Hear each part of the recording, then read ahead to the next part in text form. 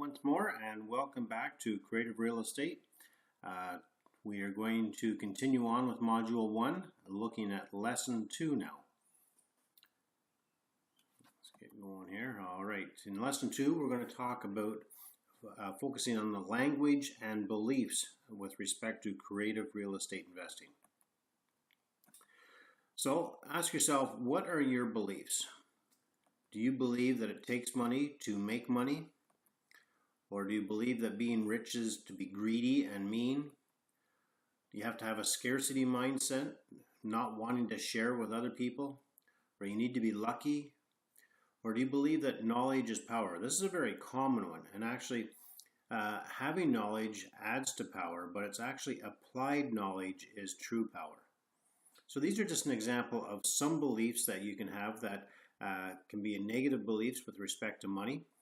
The big question is, what are other limiting beliefs that you actually have with respect to money? So take some time, write them down, identify what these limiting beliefs are, ask yourself where did they come from, and just realize that they really have no service to you, therefore eliminate them from your belief system.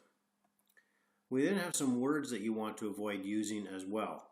So words such as, and not limited to, but such as try, but, can't, impossible.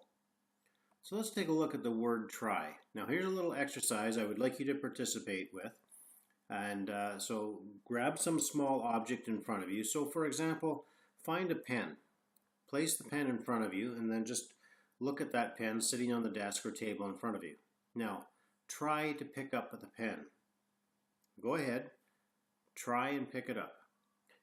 Now, if you picked it up, you actually completed the task. You didn't try, you actually picked up the pen. So place it back down and try and pick up the pen. Now people they sort of stumble here because they don't know what I'm trying to get them to do. The point is, you can't try. You either do or you do not. So if I say try and pick up the pen, you'll go and you'll pick up the pen. So what I should have said was pick up the pen, not try and pick up the pen. When you use the word try in a sentence like I will try and meet you, or I will try to get it done, the job, the task, whatever it might be, I will try to find a solution. I will try to meet you for lunch next week. I will try, I will try. What you're doing with the word try is you're giving your subconscious mind the permission to fail. So when you say that I will try to meet you next week for lunch, you're giving yourself permission to cancel. Now, if you're the person that is waiting for, you're sitting there at lunch and you're waiting for the other person to show up, wouldn't you rather know that they're either going to show up or not show up? So stop using the word try. Do or do not. The next word is but. Now when you insert but into a sentence, you are effectively negating everything that you are saying before the word but. I would like to, whatever it is you want to do, and then you say but.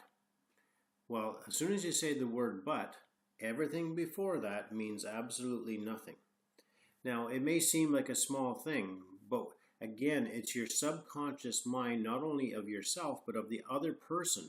The other person's hearing you saying that, and they're saying, okay, well, you want to do something, but you're not going to. Therefore, I don't expect you to do it. So again, it's a very subtle word, but it has a huge impact, negative impact on our language and what other people hear from us. The next word, can't. This is a really dangerous word in your vocabulary, so you want to get rid of it as quick as possible. Because what's happening here is the word is simply telling your subconscious and your conscious mind actually that you are unable to do something, therefore don't bother attempting to do it at all. Same thing with the word impossible. Again, it's telling your subconscious and your conscious mind that it's something that can't be done, therefore don't even bother attempting it. What you want to do is replace that word with possible. So how are these words used in our everyday sentences? Here's some examples. I can't find the time. I don't know how. I don't have any money. I can't think of a solution. I don't know people with money. I'm not a salesperson, or I hate sales, or I tried. These are all negative phrases and negative language that you want to eliminate from your vocabulary as quickly as possible. Now, the more you think of these words and keep them at the forefront of your mind, you'll catch yourself saying them, and you'll be amazed how often you use them in your language, or how often other people in your circumstance use them as well. So simply change these phrases with things like, how can I find the time? How can I learn? How can I get the money or do it without money? How can I solve this problem or challenge? What you're doing when you replace the word I can't with how can I is you're giving your subconscious mind permission to work out a solution. They say that we have the solution to every problem within us.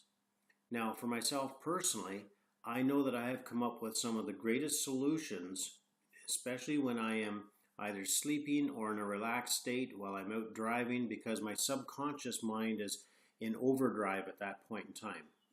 And if you've given your subconscious mind permission to solve a challenge, then your subconscious mind is going to continue working and coming up with potential solutions. However, if I simply said at the onset of having this problem or challenge presented to me that I can't do that, well, then my subconscious mind won't even make the attempt to think of a solution.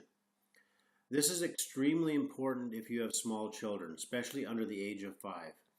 Start training them at this point in time to not use the word I can't and replace it with how can I. If little Johnny says, I can't ride my bike, or I can't buy this, I can't do that, simply replace it with, well, Johnny, how can you? And you allow the child then to come up with more solutions. And you'll be amazed at the solutions that they will come up with as well. Now, with respect to sales, a lot of people have this belief that I am not a salesperson. Well, I'm very sorry to break the news to you, but the reality is that we are all salespeople because we're constantly selling things. Primarily, we're selling ourselves all the time, every day. When we're trying to convince the children to do something, we're selling ourselves. We're trying to convince our spouse to do something or go somewhere or do something, we are selling as well. If you're at work and you're asking for a raise or a new position, you're selling yourself. Or if you're going for a new job, you're selling yourself. So we're constantly selling all the time. The challenge is many people, myself included previously, had a very negative image of salespeople. We picture that big overweight cigar smoking plaid suit wearing gentleman selling you a used car, and you can't trust or believe a word they say. Well, that's not the case. Yes, there's people like that out there, but that's far and few between. So let me try and provide you a new perspective on what a salesperson actually is. So a good salesperson is going to deliver or sell a product, service, or opportunity to people who need and or want it. So what you're concerned about is being that person who's selling you something you don't need and don't want and being a high pressure. And that's not what it has to be at all. So let's say, for example, you have a great investment opportunity with a return on investment of 15% for an investor. So you're looking for a joint venture partner. Now that's a pretty good opportunity. Should you share this great opportunity or not? Or should you keep it yourself? Well, I mean, if you are financially able to, then sure, keep it yourself. But more likely than not, you're not going to be able to keep it.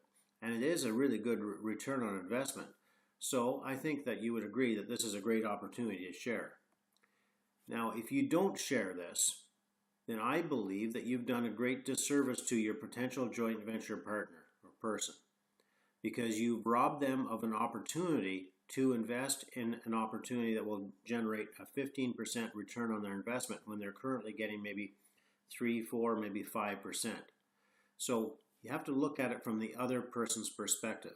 If you were the other person, would you want to learn of such a deal and have the opportunity to invest? So you aren't actually selling. What you're doing is you're offering somebody an opportunity. And in order to offer people opportunities, what you need to do is focus on building relationships with them. Now, when you're building a relationship, and I'm talking about sales here, but it doesn't matter. When you're just, whether it be sales or buying or negotiating, when you're building a relationship, to connect with another person is best if you know more about those individuals themselves. So the more you know about the person, the easier it is to connect to them. You know, what are their interests? What motivates them?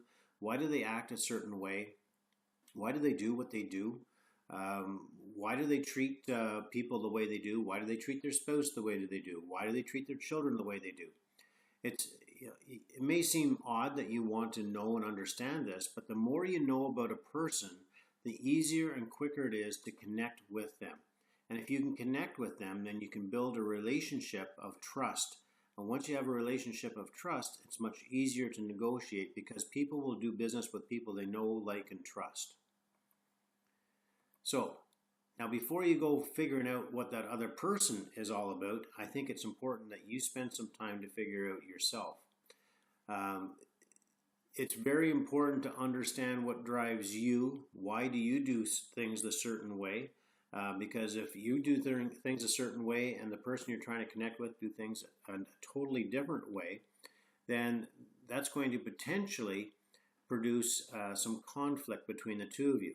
However, if you understand why you do it a certain way, you understand why the other person does it a different way, then you can accept that they do it that way, and you accept that you do it your way, and you can overlook the fact that you're doing things differently.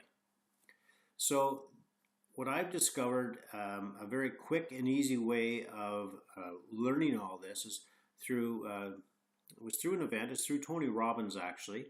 He has not a program, but a way of identifying people's personalities and what drives them very, very quickly and easily. And it's called the 6 Basic Human Needs. So you can see here that we all have these 6 basic human needs. You know, the variety, significance, growth, contribution, connection, and certainty. The thing is, what you want to do is you want to focus on the top 2. What are the top 2 that drive you more than anything else? Is it connection and variety? So you need to have love and connection in your life, but you also need to have variety in your life. Or perhaps it's significance and contribution. Or it could be certainty and growth, or any other combination of those 2. What are the top 2 that actually are the most important to you?